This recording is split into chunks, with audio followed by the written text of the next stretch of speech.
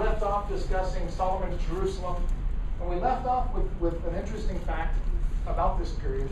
There is no archaeological evidence, or very, very little archaeological evidence for this period. The remains of Solomon's palace, or David's palace for that matter, are not there.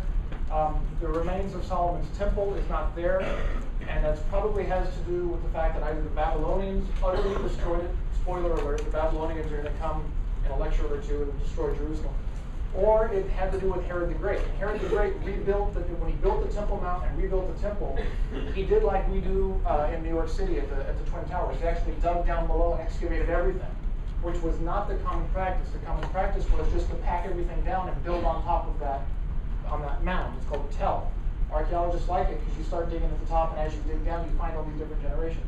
Herod the Great dug everything out and then built from scratch. It means there's nothing left for us to find. And then we asked this question, I left with this question: is absence of evidence evidence of absence? It's a philosophical question. It's not just something that archaeologists talk about.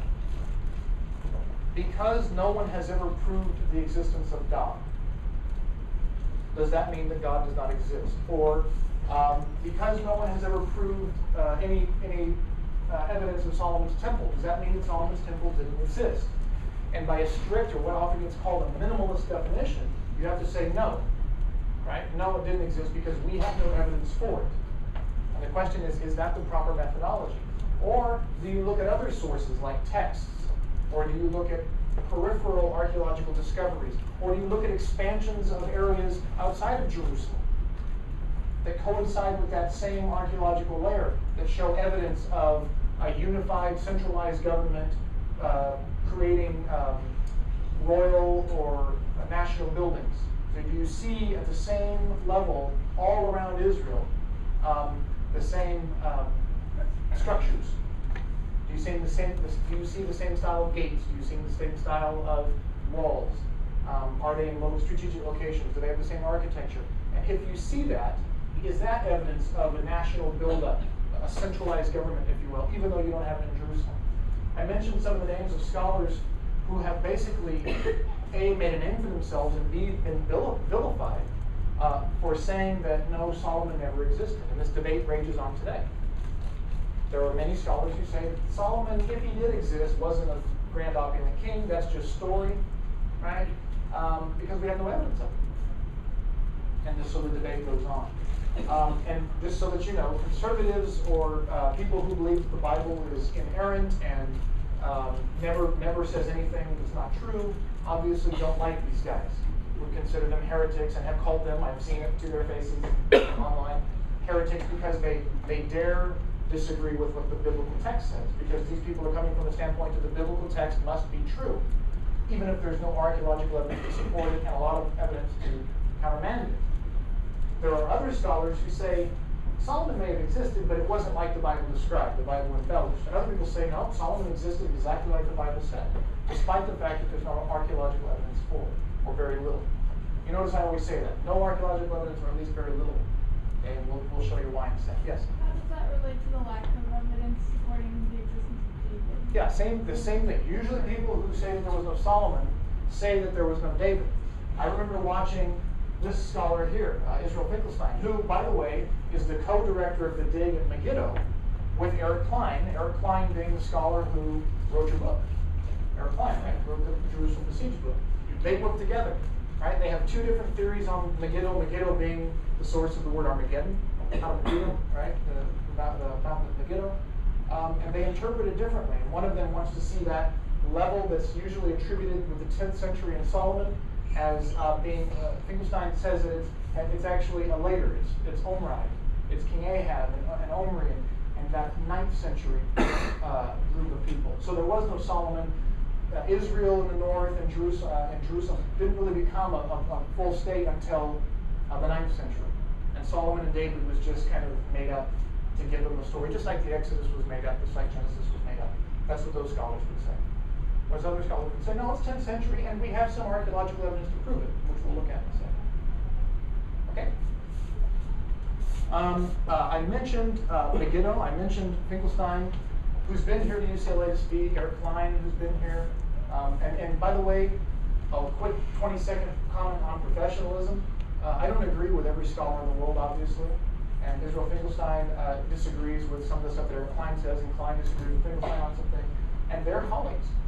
They're great friends. They don't call each other names. They do, if they do, it's a joke. And I disagree with them on some things, and we don't call each other names. It is possible in the academy to disagree with someone professionally, kindly, and not attack them personally, not vilify them, not create anonymous aliases and try to ruin their career, right? It's possible to do all that. And so I'm a big stickler for, you can disagree with me, Eric, but be professional, right? And I'll disagree with you and I'll be professional. That's how the academy works. You're not going to agree with everything I say or everything that your colleagues say. And that's fine, that's how it should work, that's how debates work. But say it in your own name and be open about it, and be able to back up whatever you're saying.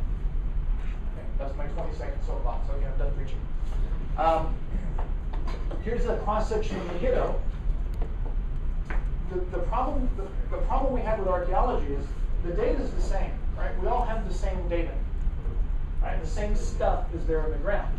The question is, how do we date it, right? So obviously this bottom layer, right, the oldest stuff is at the bottom on tell, right, is Canaanite, okay? And obviously the stuff at the top is Assyrian. We'll talk about the Assyrians a little later today. But the question is, what do you do with the 10th century and the 9th century, right?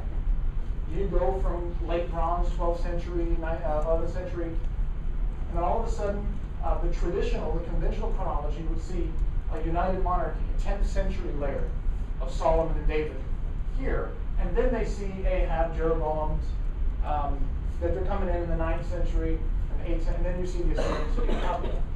Whereas Finkelstein would say, no, so there was no Solomon and David. That's just, the only reason we interpret it that way is because of the Bible. And what you actually have is no real development during the 10th century, and then in the 9th century you get King Ahab, and he is responsible for building up the city. And the archaeological evidence we see elsewhere, outside of Jerusalem, attributed to Solomon, should actually be attributed to Ahab. And thus he concludes there was no Solomon, there was no David. And then Jeroboam comes along later, and we should separate these two later. Okay, so that's the debate, and this debate goes on, and there's the same data, but it's just how one interprets the data. So, when I say that there's debate about whether these guys existed, this is what we're talking about. Keep in mind, there's no archaeological evidence for any of the patriarchs, any of the biblical patriarchs. There's no archaeological evidence for any exodus out of Egypt. You either believe the story or you don't. Wagon wheels in the Red Sea or the Red Sea doesn't mean that those wagon wheels were Egyptian wheels during the Exodus. It just means somebody lost a chariot in the water. Right? There's no evidence for any of this stuff. You either agree with the creation stories or you don't. You agree with the Exodus stories or you don't. It's not until you get to about the late Bronze Age, the 12th century, the period of the Judges, Joshua and the Judges, and especially down to David and Solomon, that we begin to see archaeological evidence for the existence of some kind of different peoples. And again, as we talked about, were those peoples always there and just kind of changed over time? Or did they come in from the outside and bring with them not only new pottery and new ways of doing things, but new stories? That's the debate we're talking about with this. Yes? When you say